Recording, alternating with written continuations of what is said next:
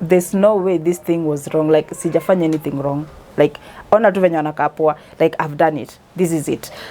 I'm happy. My family is happy. Hello guys, welcome back to my channel. My name is Linda. If you are new here, don't forget to subscribe to my channel, and if you are a returning subscriber, thank you for supporting me. So guys, today I have a video for you. The same it's like the same fetal abduction story. This lady was born and raised by a single mother, and it is said that the single mother, actually she was taken care of by the single mother and the grandmother. So all this time Felicia went to school. She lacked nothing actually, guys. The mother tried. The mother took care of her. The mother did everything that she was supposed to do.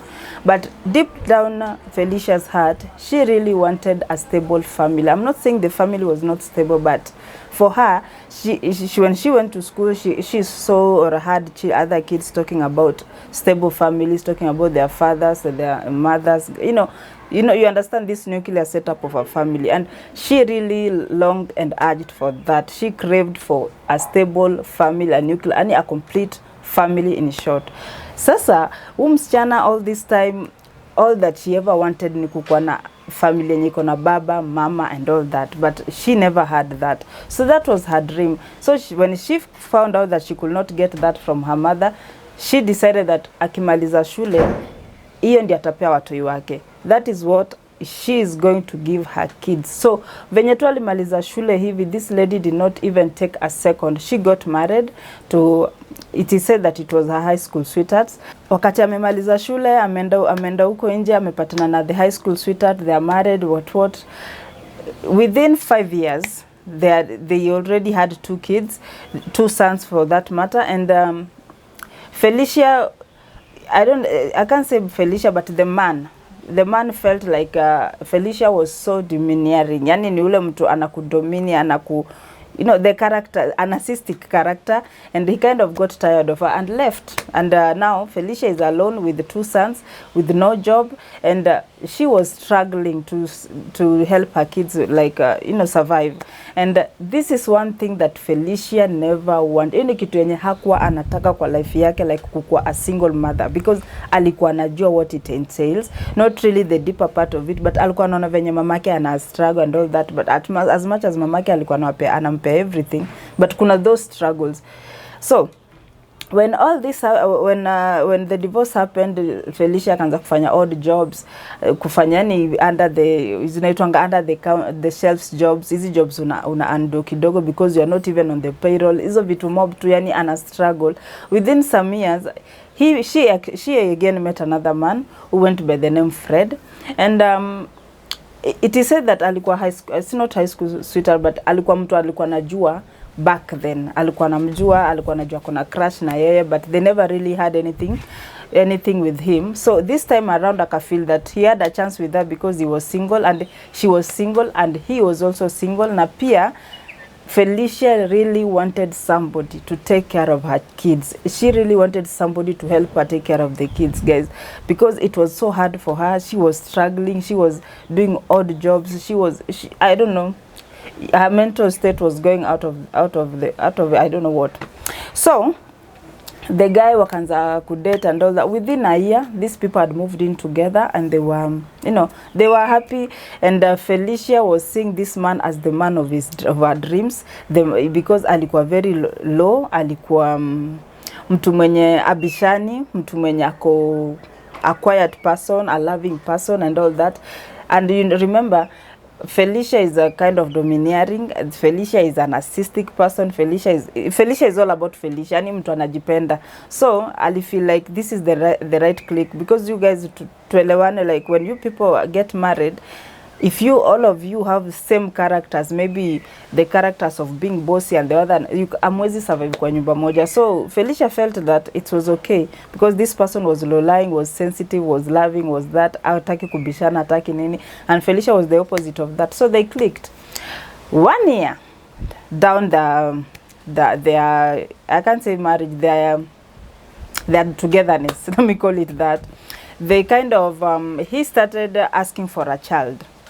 And every single time that maybe they were intimate or something, the next day or maybe a day after, he will ask, are you pregnant yet? Are you pregnant yet? Remember, Fred ana mtoto. Fred wants a kid. Fred, this is, you know, for him, it was like for him to be married or to have a wife, he had to have a kid. Yani, hiyo ndio his understanding of being together with a woman.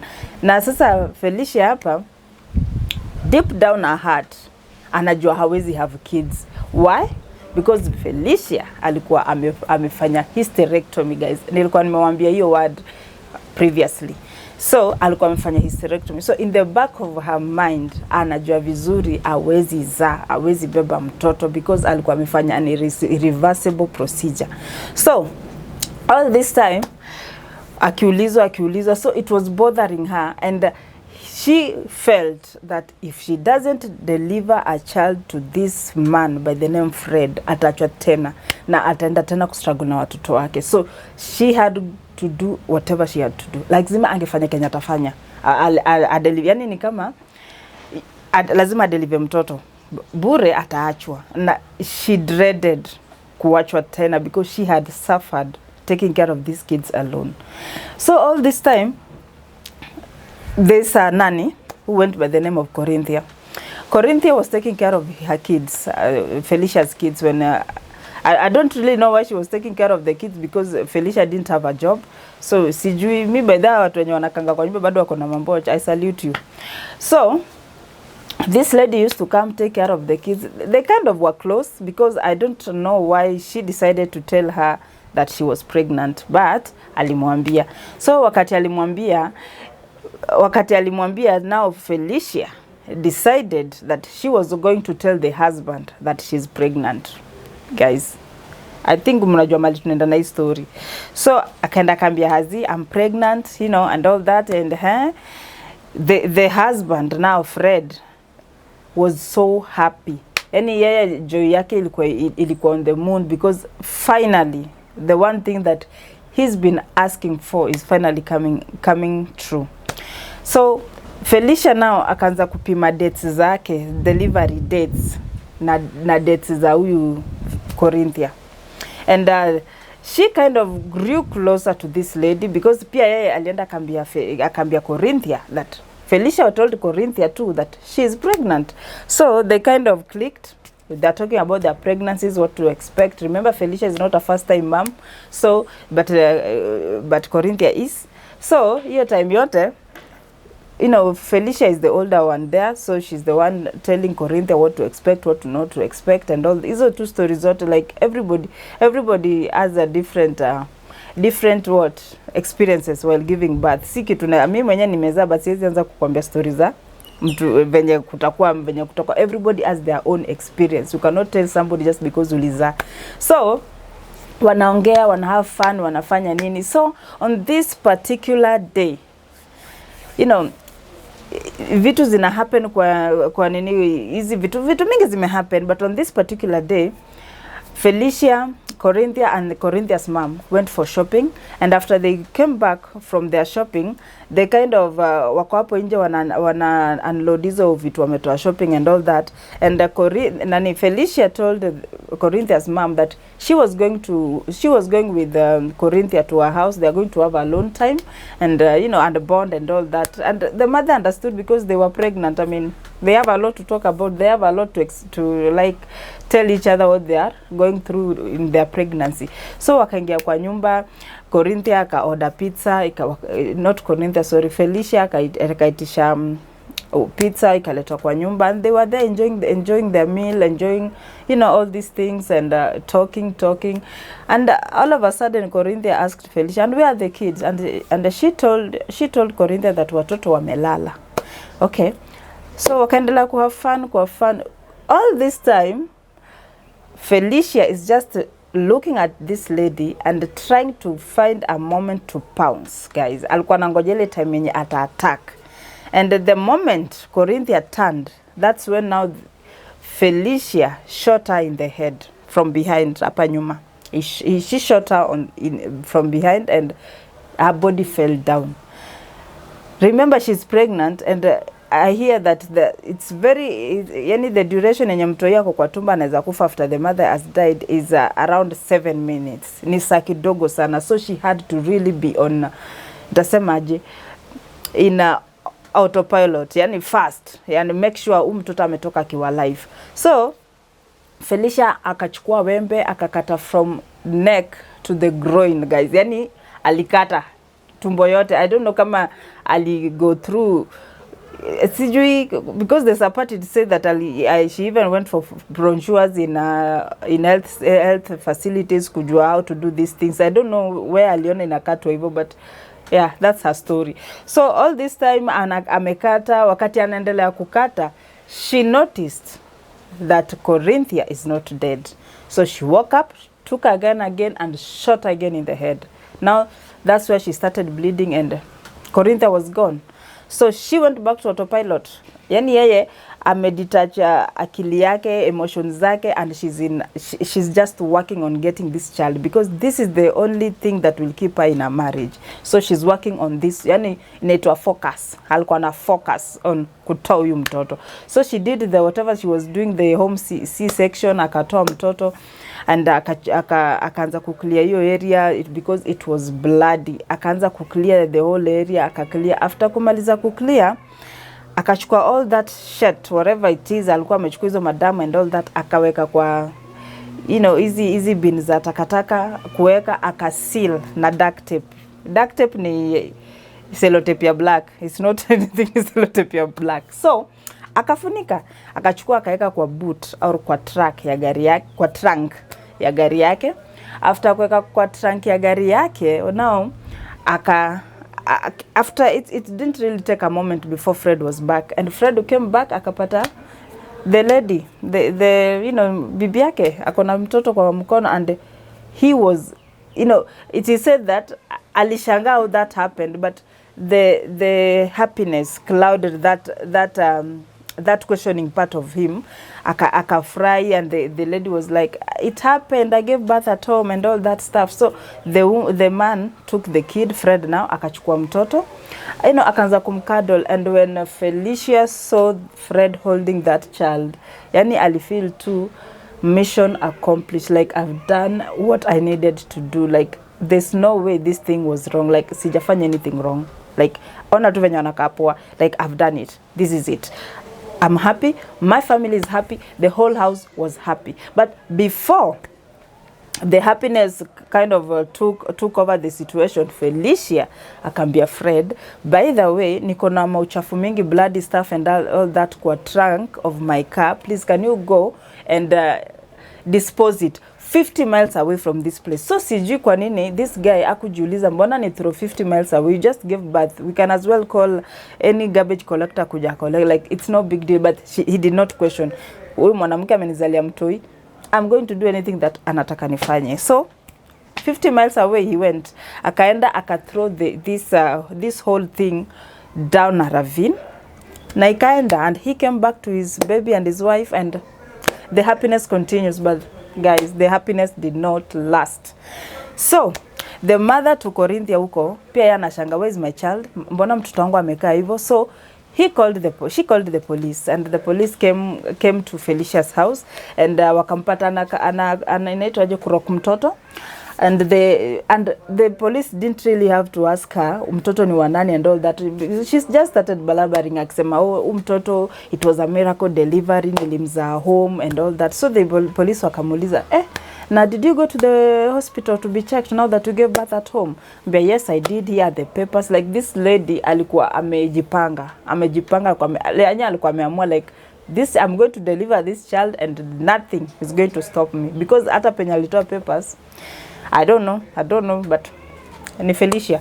So Felicia here amepeana papers, imeonekana yenyewe amezaa home and all that. So the police left. So they are asking around because there's somebody missing. Hakuna mtu anajua mali Carethia ameenda. So somebody is missing. You can imagine, this is a mother looking for their child. So ako hapa na struggle also kufind mtoi wangu alienda wapi, because for her the last time she saw her kid ama as a daughter alikuwa na Felicia. So the police or investigators decided to call the health department, where where Felicia said alikuwa ameenda for check up after delivery. So wakati walipiga, they found out that this lady actually alikuwa have hysterectomy in the same hospital years back. So the police knew it is getting real. Like huyu msichana ama huyu mama akuzaa mtoto, so whoever huyu mtoto amebeba si wake. So here guys, I think mnajua kwenye tunaelekea.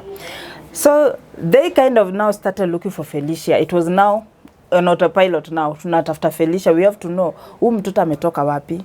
So when they came back, hawakumpata, walimtrace back to the father's house, wakapata amelala hapo na mtoi kwa kifua, like having fun like a mother, you know, kuna mtoi mdogo, you know, ukizaa mtoi the first 1 week you are over the moon, utaka umshike nini and all that, forgetting the night cries and all that. So huyu dem ako hapa na kado mtoto, na when she saw the police, akaanza tu kusema oh Felicia Carethia alikuwa amenipatia mtoi because hakuwa anataka mtoto nini, and she just walked off because apparently they had a problem with the mother. They keep quarreling every time. Carethia was tired with the family, so she gave me the kid and went.